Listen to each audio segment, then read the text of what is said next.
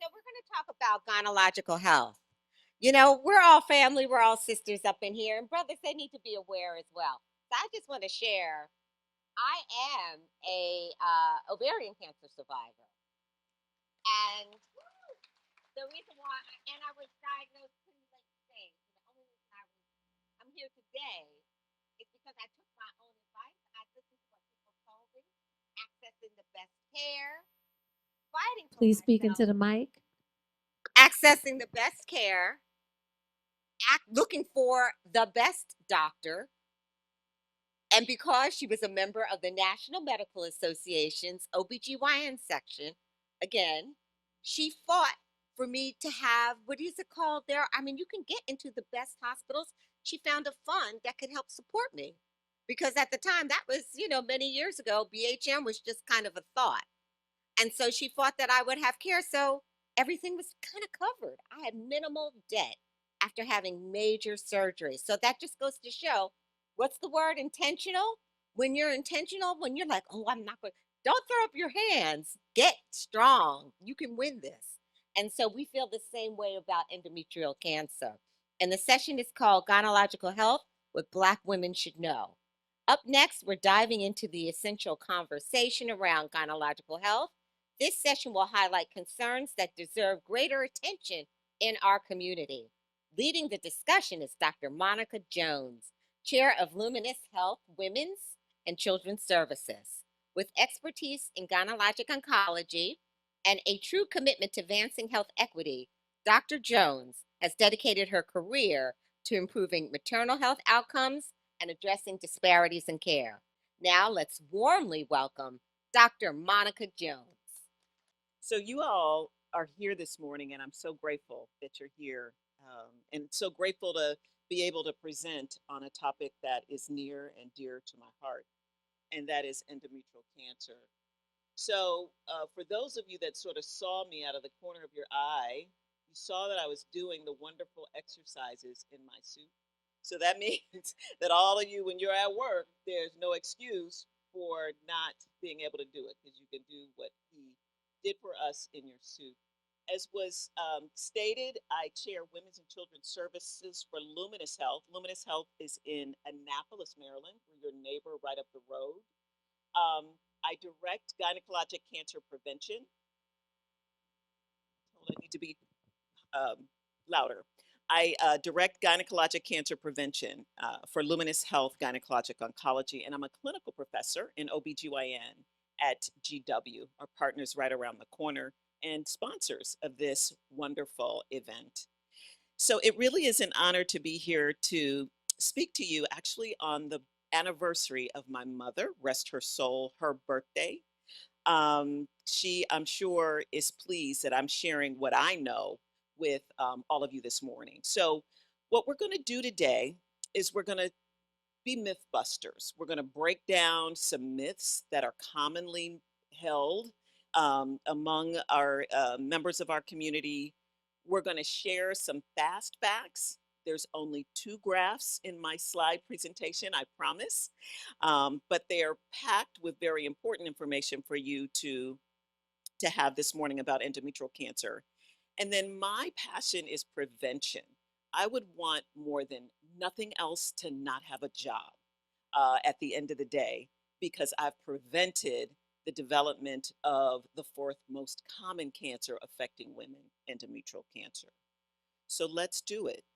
How many of you have heard someone say, well, it's okay if I have a little spotting after I go through menopause? It might be my fibroids acting up, or it might have been I might have stressed myself a little bit too much. Anybody hear that ever? That menopause, it's okay to have a little spotting after menopause. Okay, okay. Um, some friends will say, "Hey, I only get my menstrual cycle 3 times a year. That's a pretty good thing to only have a menstrual cycle 3 times a year." How many have heard that? Anybody heard that before? Like, I'm good. Okay, okay. How many have heard that the Pap smear will screen for endometrial cancer? Anybody heard that, or anybody think that, or Pap smears screen for endometrial cancer? Okay. And then In terms of cancers that pass from family members to family members, how many have heard that only if your mother has the cancer can you get it? Only if mother has it, it's a problem for you. Anybody hear that? Okay. And then finally, there are contraceptive methods that are only used for preventing pregnancy. So if I use a pill or I get an IUD, the only benefit is pregnancy prevention. So I don't necessarily have to. Anybody hear that? Okay. Well, we're going to bust some myths, but we're going to give this condition a face before we do that. Okay. So many of you recognize these individuals because they are famous in some way, shape, or form, and or celebrities, right? Well, what these women have in common is they unfortunately lost their battle to endometrial cancer, of course, all too soon. But there are other faces of endometrial cancer. These are faces of your neighbors, your sisters, your mothers, your aunts, your cousins. And I will tell a story of one of my own patients.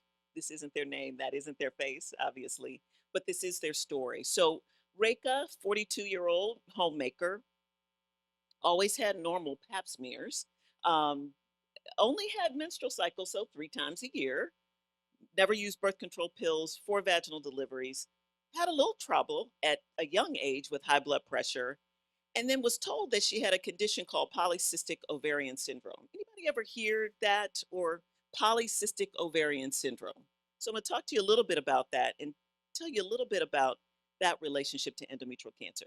Her physical exam was only remarkable in that she carried a little bit more hair or a lot more hair in a lot of different places. So, because she was 42, because she had infrequent menstrual cycles, the first thing that was done for her by her gynecologist was a sampling of her endometrium called an endometrial biopsy.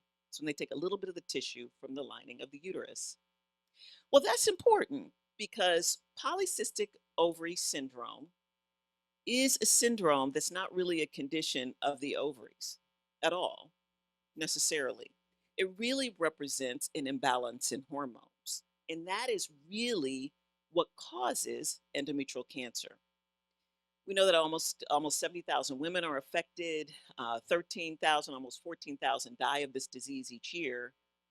But we know that when the estrogens, the hormone that stimulates the lining of the uterus, okay, progesterone, the hormone that sloughs the uterus with every cycle, when there's an imbalance in those hormones, is when we are set up for an endometrial cancer problem. So to have a cycle 3 times, um, 3 times a year is not ideal. That menstrual flow should happen in a very cyclic way and on a regular schedule, and usually anywhere between 28 to 30 days. We know that young women, the most common cause of young women getting endometrial cancer is that polycystic ovarian syndrome. So, how do we fix that? I'll talk about that a little bit later. But it's important to one, if you know you've gotten that diagnosis, and two, if you have those irregular cycles, that you get treated and managed. The other bleeding problem that women will have with endometrial cancer is they'll bleed after menopause. It's never, ever normal to bleed after menopause. Menopause being defined or happening usually around the age of 52, and being defined as when you stop menstruating for a year or year or longer. That is when menopause is. Well, you should not bleed after that, and any bleeding after that should be investigated. Usually other things to help us with the diagnosis of endometrial cancer is they'll often get an ultrasound to see if there's any structural issues that could be related to or a cause of your bleeding. And then usually, obviously, sampling, getting tissue. That's usually done in the office, but sometimes it's done in the operating room. And then the treatment for this condition is usually starts with surgery. Always seek a surgical consultation first, but you might need additional therapy if it has gone beyond the uterus. So this is one of the 2 graphs I promised that I would show. Sorry, but it's colorful at least. The top one sort of shows the presentation of endometrial cancer, meaning how it shows up for women and where it's located based on race. So the red bar is all races, the green bar is the white race, and then blue is black. So as you can see, it says localized or regional or distant or unstaged. We see more Black women with more regional and distant disease. You see the circle there. And then more Black women being unstaged for endometrial cancer. I'll talk a little bit about that. And then the graph below is the survival. And it's not um, hard to tell the fact that the survival, meaning being alive at 5 years, is how they measure it. Not because women live 5 years, but that's how long they do the studies. Is more common the more that it's confined to the lining of the uterus. As I shared, it's the fourth most common cancer diagnosed in women. Um, it is the only cancer for which survival has decreased decreased over the last 4 decades. And it has the fastest uh, um, increase in deaths. Unfortunately, it's also the cancer that has the largest disparity in outcome, Black versus white. And we know that there's 80% worse survival among Black women, fourfold higher rate of aggressive forms of this cancer. And interestingly, as we approach treatment, 50% are less likely to enroll in clinical trials. And we know that clinical trials improve survival. Where's that timer? Somebody said I'll be able to see my timer. I don't know that I see my timer. Oh, okay, hold it up. Am I doing all right? Good, thank you. So let's go back to a couple more stories. Well, how do we prevent the development of this? Because that's really at the end of the day what we want, right? We don't want to get it at all. And I'm going to share with you a couple stories to really narrow in and hone in on how you do that. So I'll share with you the story of Carol. This is really, I think I started to take care of this patient this past year, 57-year-old woman that came to me with breast cancer. And I see a number of breast cancer patients in my practice, not because I treat it. I don't treat breast cancer. That is a breast cancer specialist. That's not my area of expertise. But I take care of women with what's called a hereditary predisposition to cancer, meaning there is a gene, the read that defines who we are, what we look like, and our makeup. But um, there is a misread in genes that travel in families that result and can result in cancer and other conditions. So that is my area of interest predominantly. And so I see a lot of breast cancer patients because there's about 10 to 15% of them that have abnormalities in genes and they travel in their family. So I saw this particular patient. Turns out her father had breast cancer. Anybody that's ever had a male breast cancer in your family, you have to look for a gene that is not normal that's traveled in the family. It, men should, it's very rare for men to get breast cancer, but if they do, you have to get genetic counseling and testing. In addition, her sister at age 49, premenopausal, had breast cancer. Her daughter in her 20s developed breast cancer. So those are all, that whole history is a history that really should warrant getting testing for a gene that's traveled in families. So she presented to her breast surgeon for abnormal bleeding and underwent a biopsy of the lining of her uterus. And I talked a little bit about what a heritable cancer is. Your parents, mom and dad, contribute half their genes to you. So if dad has an abnormal gene, okay, he can pass that gene to you. And that is probably what happened in this family. 50% of those, of the offspring of any family member can have carry the gene. She ended up, interestingly, some of you may be familiar with this, with a faulty BRCA1 gene. It's actually, again, it's a gene associated with breast and ovarian cancer, but what people don't know is that these patients can get a form of endometrial cancer. It's called serous endometrial cancer, and it actually behaves like ovarian cancer. She wasn't diagnosed with this abnormality until her daughter rather, at age 30, was diagnosed, okay, with having that faulty gene. So think of all of the family members.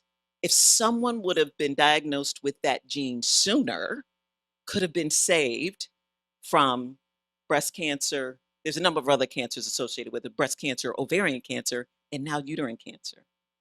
So I say all that to say when you're at the family reunion and you all are having conversations about somebody that passed away from cancer, you need to know who they were, you need to know how old they were, and you need to know um, if there are other family members that have either the same cancer or a cancer associated with the family.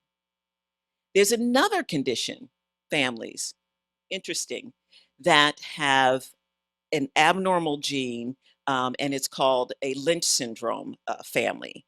These families get cancers of the colon, the uterus, endometrium, and the stomach, as well as the ovary. They can get four different types of cancer.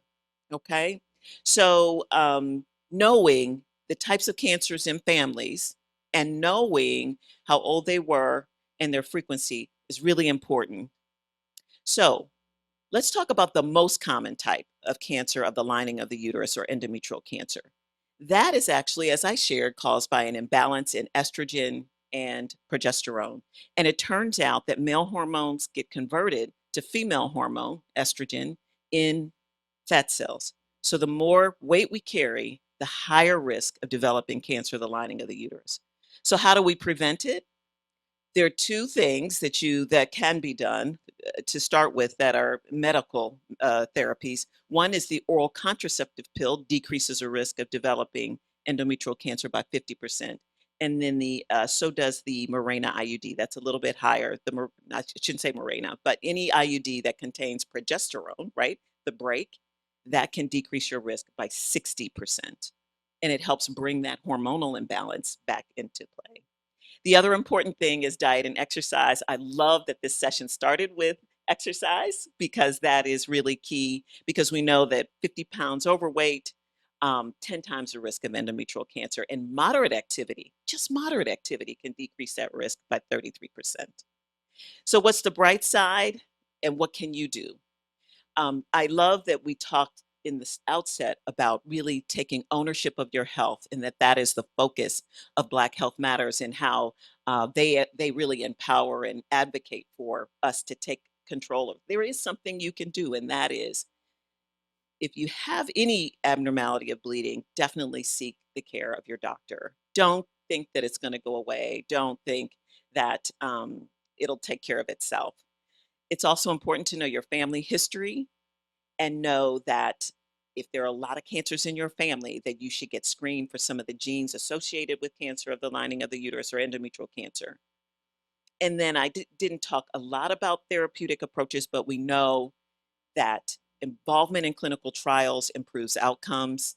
And we know that if you are able to seek the care of a doctor sooner rather than later, the likelihood of you living longer is higher. So these are the folks that I presented at the beginning. This is the face of endometrial cancer. Gwen Eiffel, I believe she was a CNN correspondent. Did I say it wrong? CNN correspondent. She passed away from endometrial cancer. That is, say again, PBS. Thank you so much.